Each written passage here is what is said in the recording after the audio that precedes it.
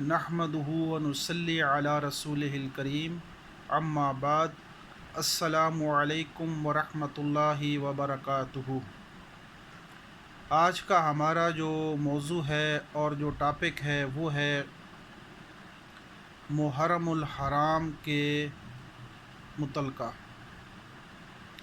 آج یکم محرم الحرام 1444 ہجری ہے۔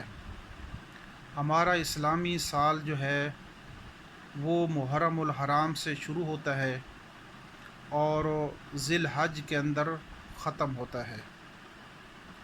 تو محرم الحرام کے حوالے سے دو چار باتیں میں نے آپ کے سامنے عرض کرنی ہیں۔ سب سے پہلے یکم محرم الحرام کو حضرت امیر المومنین خلیفہ دوم سیدنا عمر فاروق رضی اللہ تعالی عنہ کی شہادت ہے۔ حضرت عمر فاروق رضی اللہ تعالی عنہ کا بہت بڑا مقام ہے۔ آپ نے مختلف علماء سے سنا ہوگا۔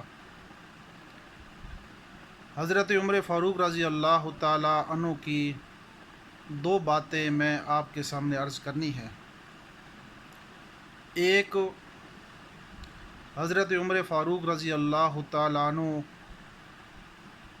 جو تھے وہ صحابی رسول تھے اور اتنا بڑا مقام ہے کہ حضور اکرم صلی اللہ علیہ وسلم کی قبر مبارک کے اندر آرام فرما رہے ہیں۔ 3 قبریں ہیں۔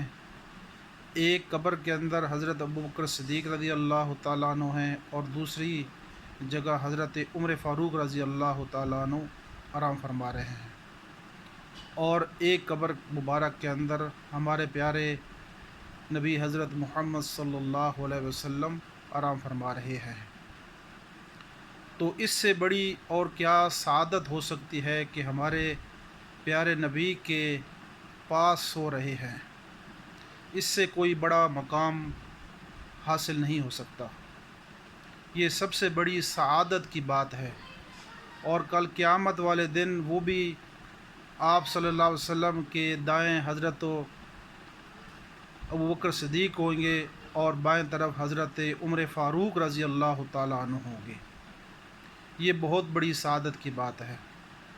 تو حضرت عمر فاروق رضی اللہ تعالیٰ عنہ کی زندگی کے اندر ہمیں 2 چیزیں ملتی ہیں۔ ایک، وہ دین کے اندر مضبوطی کے ساتھ ہو، یعنی دین کو پکڑے ہوئے تھے اور دین کے اوپر 100% چلنے والے تھے، اور دین کے کسی کام کے اندر جو رکاوٹ دیکھتے تو وہ برداشت نہیں کر سکتے تھے۔ کوئی ایسی غیر شرعی بات دیکھتے تھے تو برداشت نہیں ہوتا تھا۔ تو ایک تو دین کے اوپر استقامت تھی ان کی، اور دوسرا ان کی زندگی کے اندر عدل انصاف تھا۔ 22-22.5 لاکھ مربع یعنی لاکھ مربع میل تک ان کی حکومت اور عدل انصاف تھا۔ تو ہمیں جو ہے حضرت عمر فاروق رضی اللہ تعالیٰ عنہ کی تعلیم میں سے یہ ملتی ہے کہ ہم ایک تو دین کے کام کے اندر ہم استقامت ہمارے اندر ہو، اور جہاں کوئی غیر شرعی کام ہو تو ہمیں دل کے اندر افسوس ہو کہ اس نے یہ کام کیوں کیا، اور دوسرا ہم اپنی زندگی کے اندر عدل انصاف پیدا کریں جتنا ہو سکے۔ تو دوسری بات میں نے عرض کرنی کہ محرم الحرام کے حوالے سے، تو یہ محرم الحرام کا مہینہ جو ہے ہمیں صبر کا حکم دیتا ہے۔ ہم صبر کریں، کوئی ایسی اشتعال انگیز بیان یا اشتعال انگیز تقریر نہ کریں کہ کسی مسلمان کا یا کسی انسان کا دل مجروح ہو۔ ہمارا اسلام، ہمارا دین جو ہمیں اللہ کے نبی حضرت محمد صلی اللہ علیہ وسلم کی طرف سے ملا گیا ہے، اس کے اندر کسی غیر مسلم کے بت کو بھی ہم یعنی ان کو برا بھلا نہیں کہہ سکتے۔ ہماری شریعت، ہمارا جو ہے جو دین ہے وہ یہاں تک یہ ہے کہ ہم اس کے بت کو گالی نہ دیں۔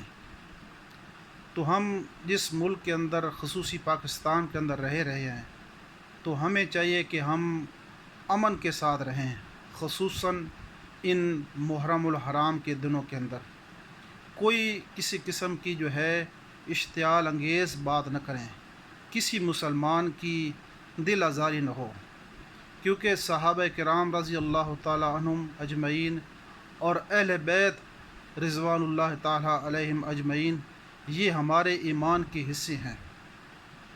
اگر ہم صحابہ کرام رضی اللہ تعالیٰ عنہ کے بارے کے اندر کوئی ایسی بات کہتے ہیں تو پھر بھی ہمارا ایمان قابل قبول نہیں ہے، اور ہم کسی اہل بیت رضوان اللہ تعالیٰ علیہم اجمعین کے بارے میں بات کہتے ہیں تو پھر بھی ہمارا ایمان قابل قبول نہیں ہے، کیونکہ ہمارے ایمان کی بنیاد جو ہے وہ صحابہ کرام اور جو ہے اہل بیت رضوان اللہ تعالیٰ علیہم اجمعین ہے۔